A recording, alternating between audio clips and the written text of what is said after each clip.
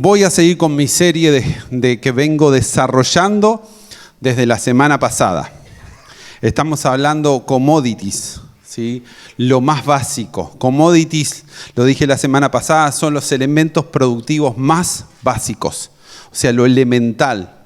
Cuando hablamos de nuestra fe, ¿qué son los conceptos que nos unen para estar unidos? ¿Qué es lo que más me une para que podamos ser uno, verdad?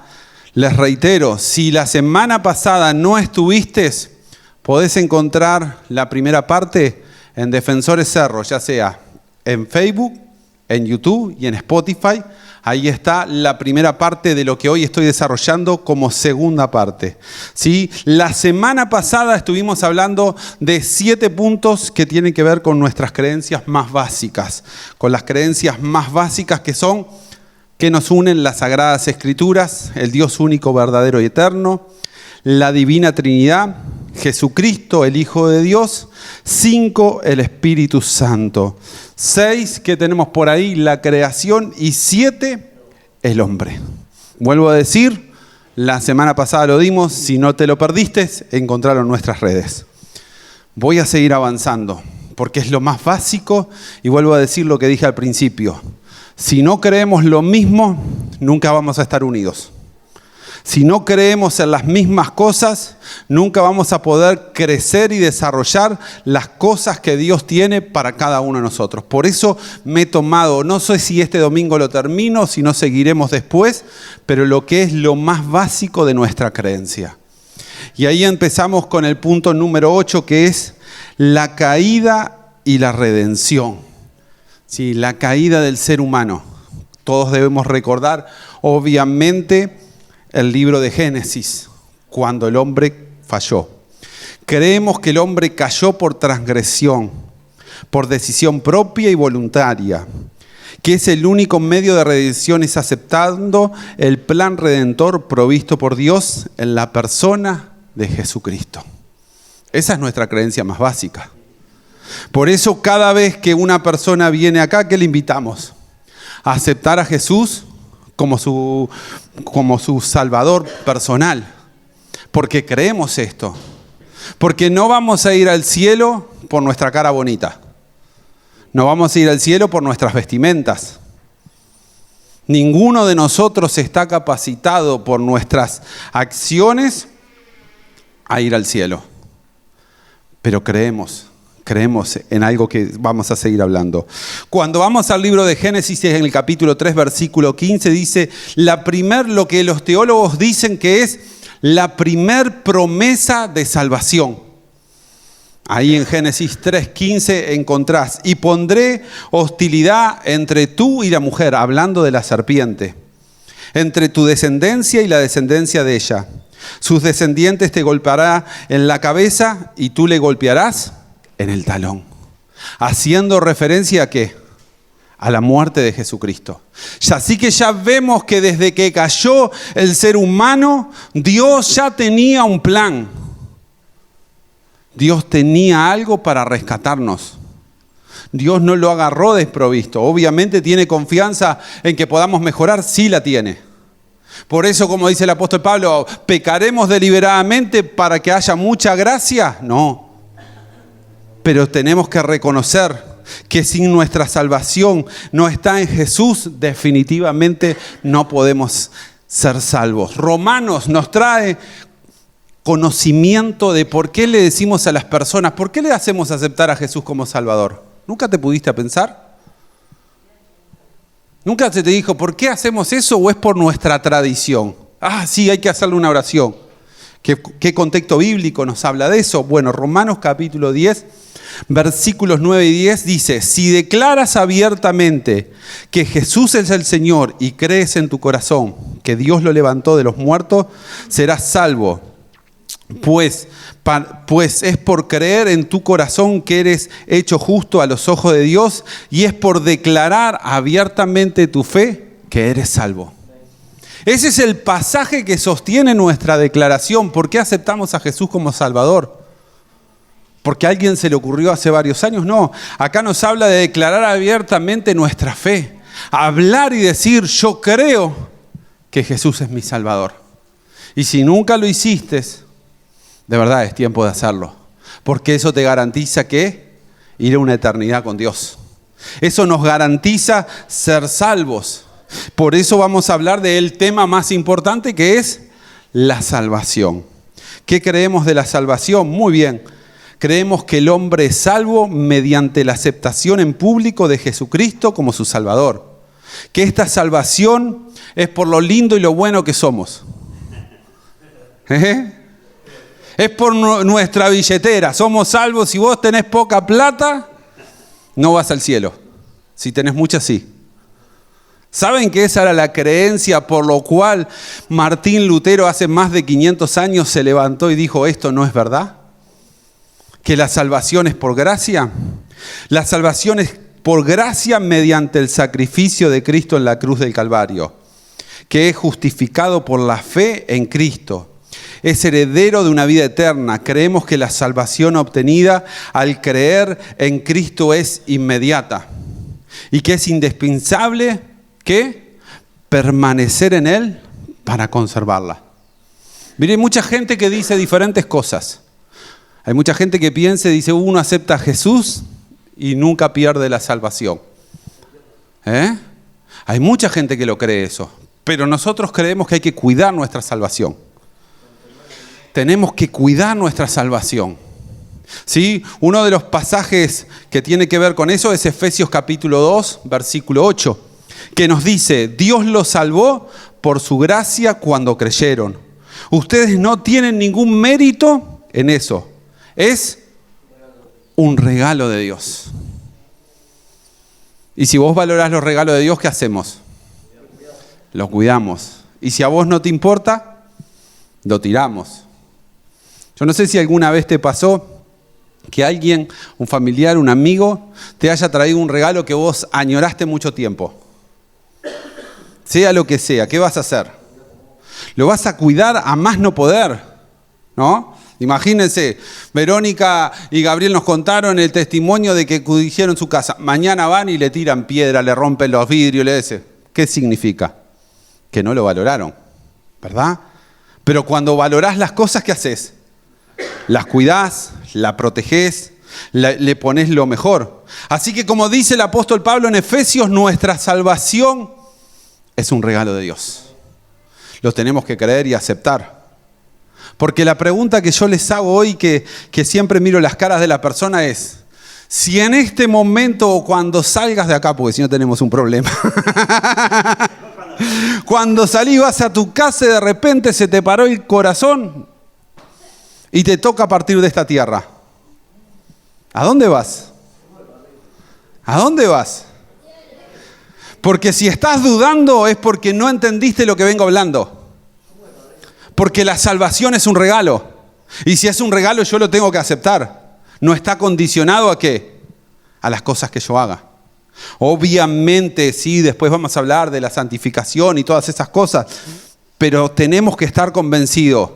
Como decíamos hoy, cantábamos: por esas calles yo voy a caminar. Por esas calles de oro vamos a caminar. Si mantenemos nuestra fe, si mantenemos en definitiva lo que Dios nos ha regalado. El apóstol Pablo también nos escribe en la epístola a Tito, en capítulo 3, versículo 7, por su gracia, Él nos hizo justos a sus ojos y nos dio la seguridad que vamos a heredar el infierno. Ah, no, ¿qué dice ahí?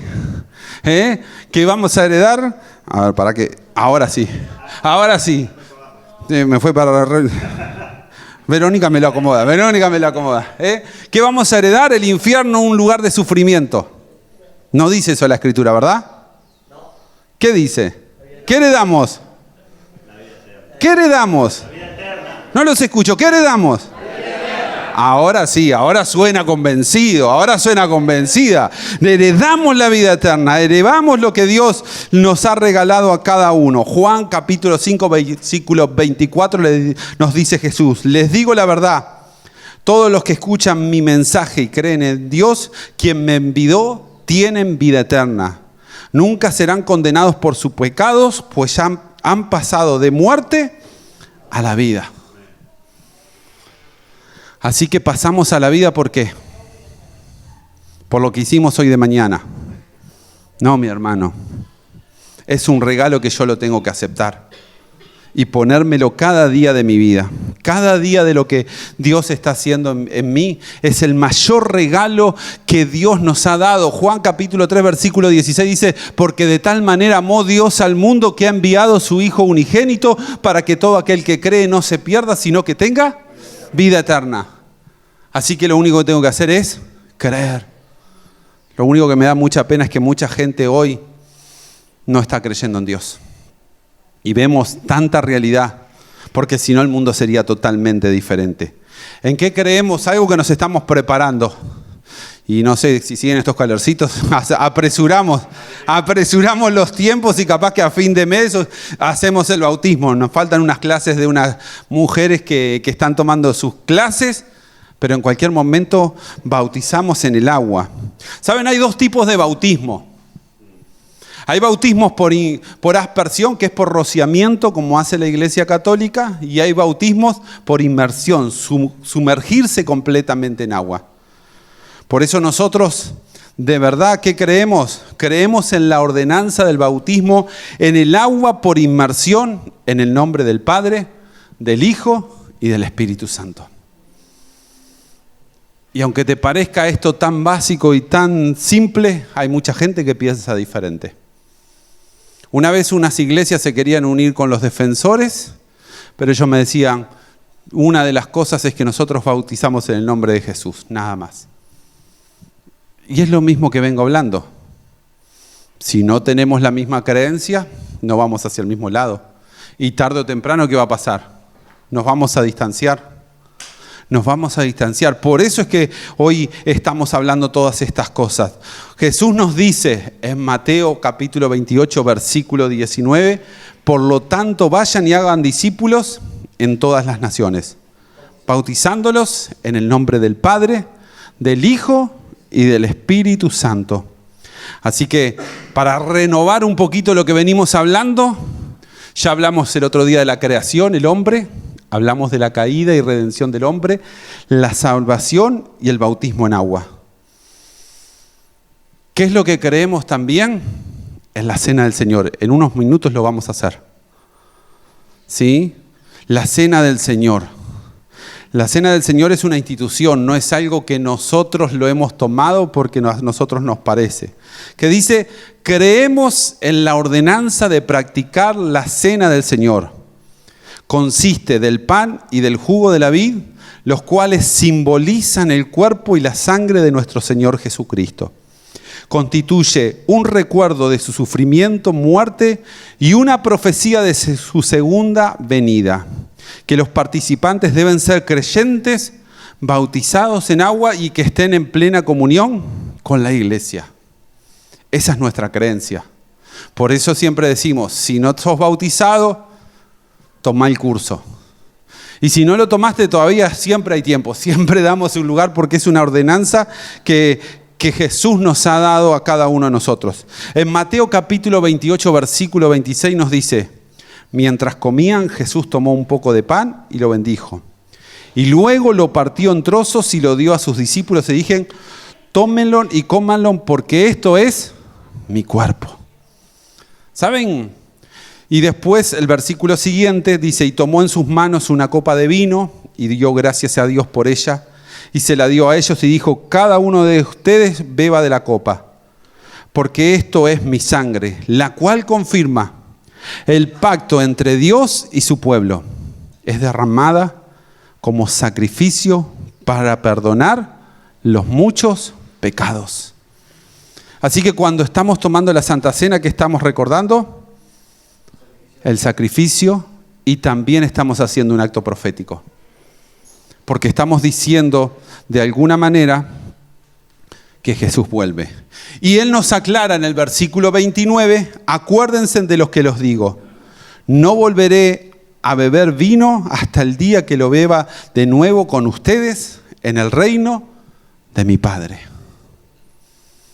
Así que Jesús nos está esperando para tener una fiesta. Pero de mientras que hacemos, recordamos. Recordamos su sacrificio, recordamos su muerte, pero ¿qué también recordamos? Que Él vuelve. Porque esa es una de nuestras creencias más básicas que seguiremos desarrollando. Entonces, ¿es importante tomar la Santa Cena? Personalmente creo que es el culto más importante. Porque es renovar el pacto con Dios. Es renovar mi vida espiritual creyendo que Él murió, que Él me perdonó. Y no solo eso, sino porque vana sería nuestra fe, de nada nos serviría si Jesús no se hubiera levantado de entre los muertos. ¿Verdad? Sería uno más de los tantos que se murió.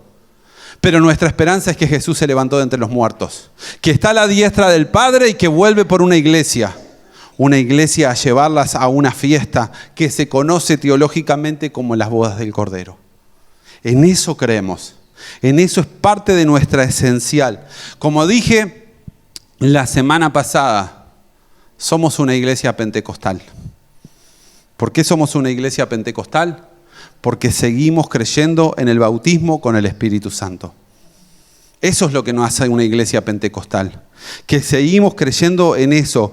Creemos que todo creyente tiene el privilegio de recibir la promesa del Padre concerniente al bautismo con el Espíritu Santo. Es una experiencia sobrenatural posterior al nuevo nacimiento. Todo creyente debe anhelarla.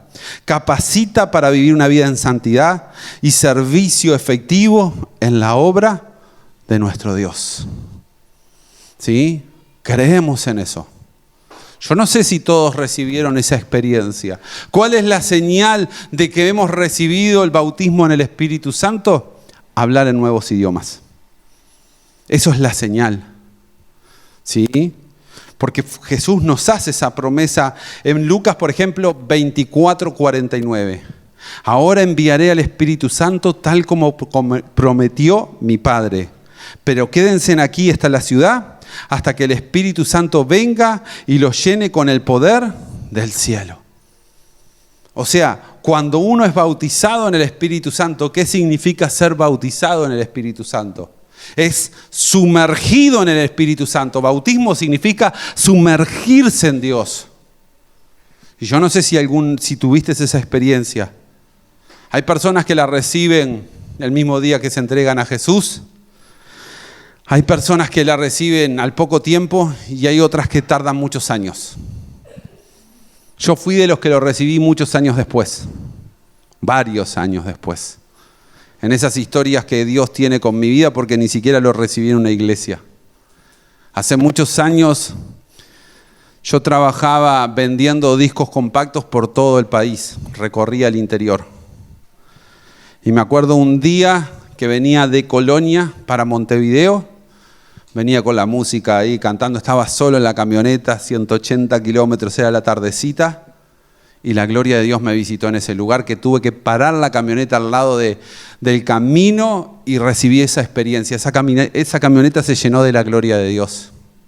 Esa camioneta no sé qué pasó, por eso digo, yo siempre creo que a veces nosotros somos tan cuadraditos que no podemos hacer, que Dios no puede obrar en diferentes formas, pero en mi vida Dios ha hecho cosas diferentes. Porque ahí recibí ese sumergirme en el Espíritu Santo. Y mi vida ha cambiado.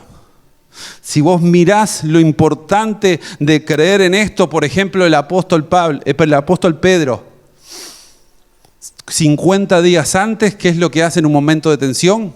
Niega a Jesús. Pero cuando recibe el sumergirse en el Espíritu Santo, ¿quién es el que toma la iniciativa en el libro de los Hechos? Es Pedro. ¿Qué cambió en 50 días? ¿Qué cambió en su vida? Que fue sumergido y fue lleno del poder de Dios. Y creemos en eso, y creemos. Y si no lo recibís, de verdad, orá, ayuná, separá tiempo y decirle, Señor, yo quiero tener esta experiencia. No quiero que me cuenten los demás, no quiero que me lo digan los demás. Quiero que sea algo en mi vida tan profundo y genuino que yo lo pueda vivir y experimentar. Y estoy seguro que en algún momento vas a recibir algo tan especial. Hechos capítulo 1, versículo 8, dice de la siguiente manera: pero recibirán poder cuando el Espíritu Santo descienda sobre ustedes. ¿Y para qué recibimos poder? ¿Para hablar en lenguas en la iglesia? para profetizar solo en la iglesia, no es el concepto de Dios. Dice, y recibirán poder cuando venga el Espíritu Santo, descienda sobre ustedes y serán mis testigos y le hablarán a la gente acerca de mí en todas partes. En Jerusalén, en toda Judea, en toda Samaria y hasta los lugares más lejanos de la tierra. Así que cuando yo soy sumergido en el poder del Espíritu Santo, no es simplemente para gozarme y disfrutar de un culto aquí en estas 4 paredes, sino que estoy recibiendo poder ¿para qué? Para alcanzar vidas, para alcanzar personas.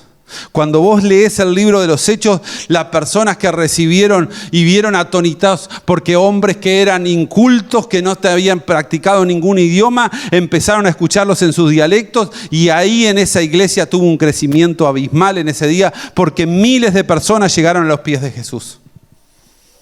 Por eso a veces no lo entendemos.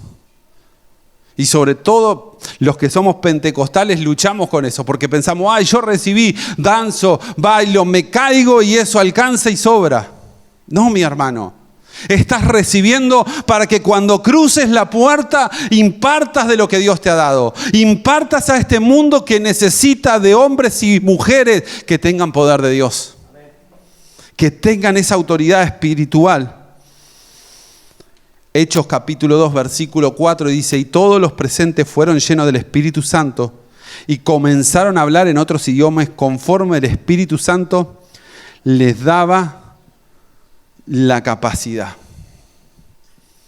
Originalmente, ¿cómo fue el proceso? El Espíritu Santo cayó sobre Posteriormente, en el libro de los Hechos, capítulo 8, versículos 16 y 17, comienza lo que es la iglesia universal. No los brasileros. No me vaya a ir, ahora voy a los brasileros porque es la iglesia universal. La iglesia universal significa una iglesia que no depende ni del color de la piel, que no depende ni del sexo, si es hombre o mujer, que no depende de su estrato social, sino que son hombres y mujeres, que no importa su nacionalidad, son llenos del Espíritu Santo. Hechos capítulo 8, versículo 16 dice, y el Espíritu Santo todavía no había venido sobre ninguno de ellos porque solo habían sido bautizados en el nombre del Señor Jesús. Entonces Pedro y Juan impusieron sus manos sobre esos creyentes y recibieron el Espíritu Santo. Por eso muchas veces ponemos las manos. ¿Por qué las ponemos? Porque pensamos que es algo que me enseñaron y rutina. No. Porque la Biblia nos dice que ellos imponían las manos y ¿qué pasaba? Recibían el Espíritu Santo. Ahora también, aclaro que la Biblia dice que no impongamos las manos a la ligera. Que no la impongas así de lo más. Porque después están los que, quieren poner mano. No, tené cuidado con los que te ponen la mano. Porque damos ¿de qué? De lo que tenemos para dar. Y si mi vida no está acorde a Dios, ¿qué es lo que te voy a dar? Cosas negativas, cosas malas. Por eso tené cuidado, no vayas y ponga bien como todos van como la ovejita y ponen la cabecita y viene uno y pone la cabecita para que me ore. Tené cuidado. Deja que Dios te ministre. Con eso no estoy diciendo que no la pongas, tu cabeza, tu cuerpo, sino que tengas cuidado. Analizá, buscá guianza de Dios.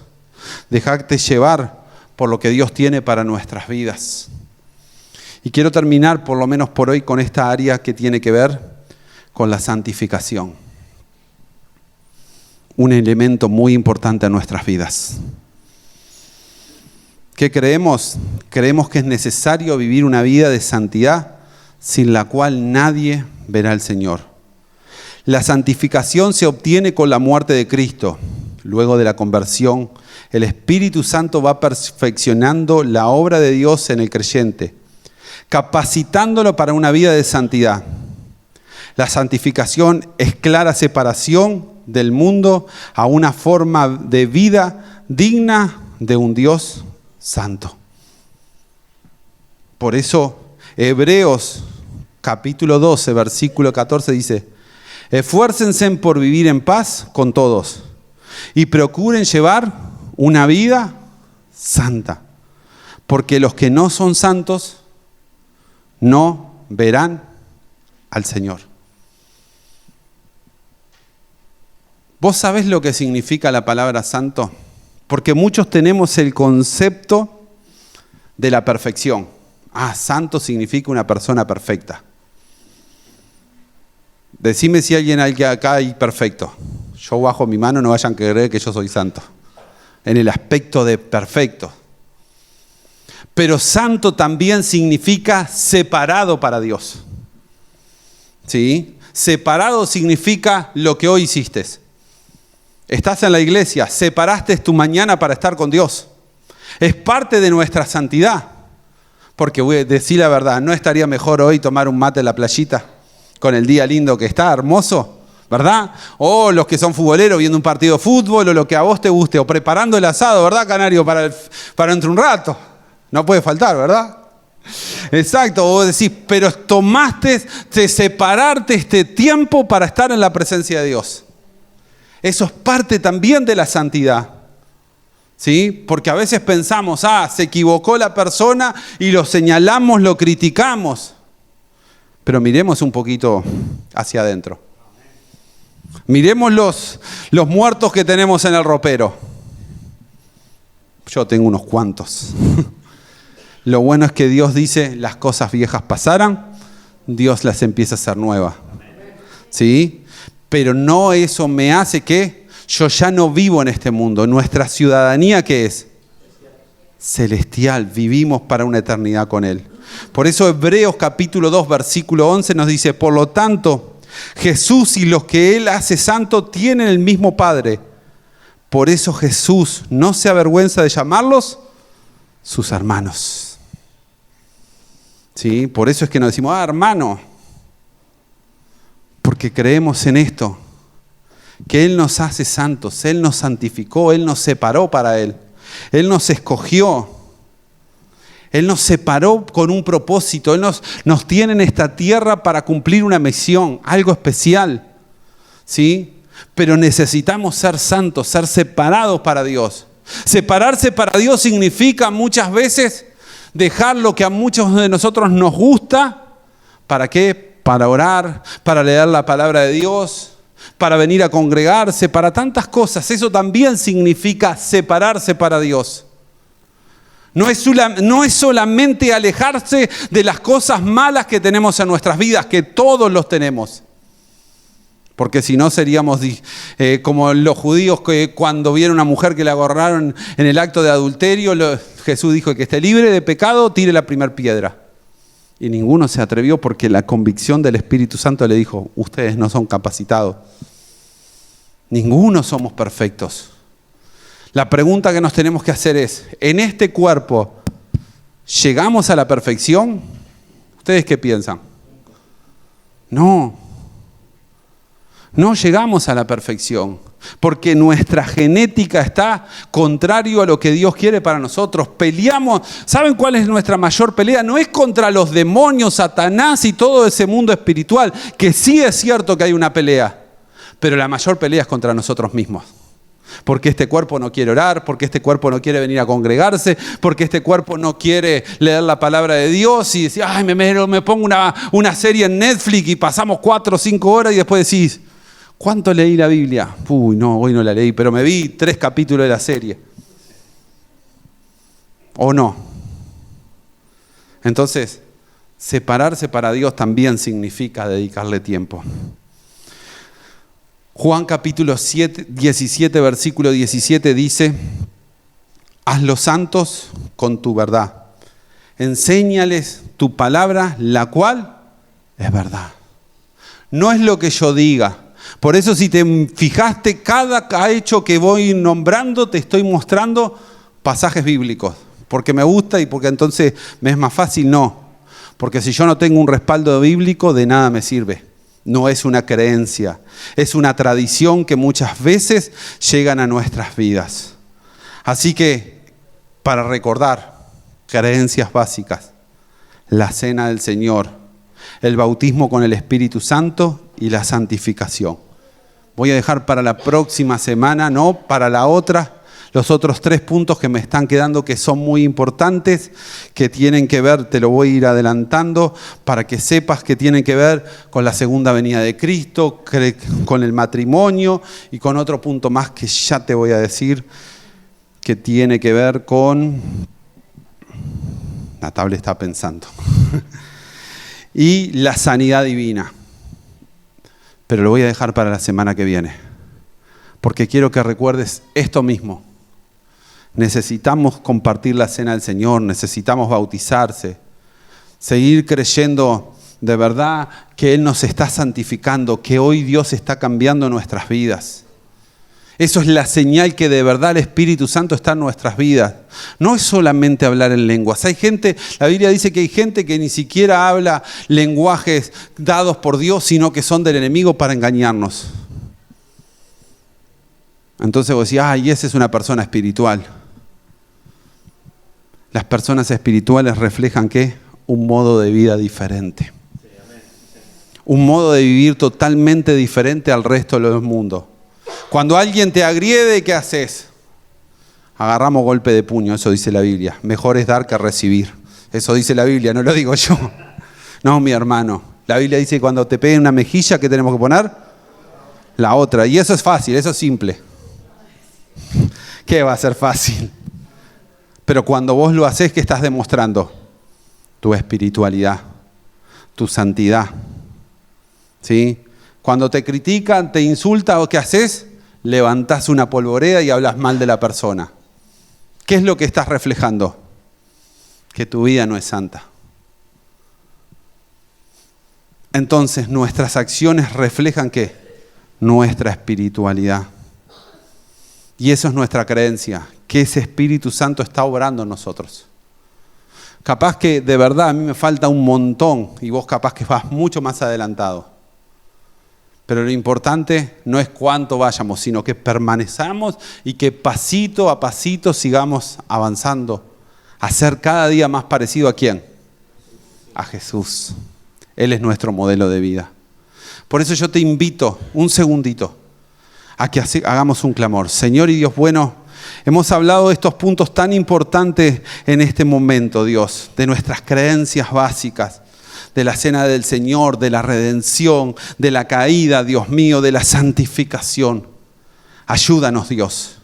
Ayúdanos a que podamos creer en lo mismo. Ayúdanos a que perfecciones nuestras vidas. Ayúdanos a que tu Espíritu Santo esté obrando en cada uno de los que estamos en este lugar. Y que podamos creer exactamente lo mismo, porque eso es lo que es nuestro credo de fe. Eso es lo que nosotros transmitimos, Señor. Y hoy estás tratando con tu iglesia para que creamos lo mismo, para ser cada día más unidos, para estar tomados de la mano y cerrando la fila diciendo, yo creo esto, yo creo lo otro. No, hoy estamos alineándonos a lo que tu palabra nos dice, Señor, para que eso trabaje en nosotros, nos perfeccione, nos ayude. Ayúdanos a santificarnos, Señor. Ayúdanos a santificarnos, Dios mío, para que cuando vengas, Señor, en tu segunda venida, Dios mío, tú nos lleves a una eternidad contigo. En el nombre de Jesús, que así sea. Amén.